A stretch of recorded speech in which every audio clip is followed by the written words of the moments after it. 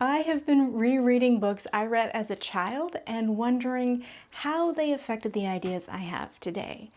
I am interested in sustainability and technology.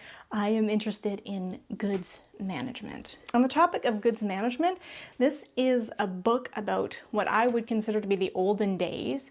And in rereading this is a book about goods management. So this is Little House in the Big Woods by Laura Ingalls Wilder. This is a historical book. They don't have cars, they don't have television sets.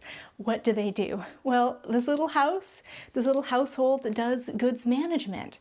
They get firewood and they store it, and they prepare food and they store it, and they manage their goods. There was another book like this, The Ox Cart Man, which is very similar.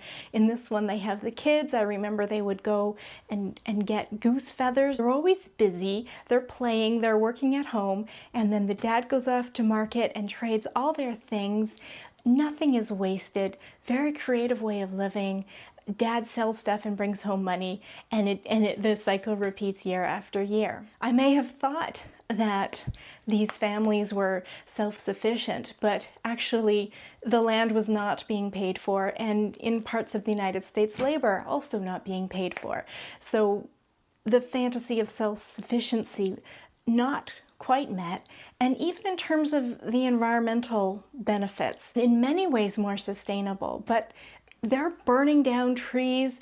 That's actually causing a lot of CO2 emissions. When I looked at the stats for greenhouse gas emissions in the early United States, it's actually quite high. Still interesting, and I think ideas like this from historical books still influenced my thinking.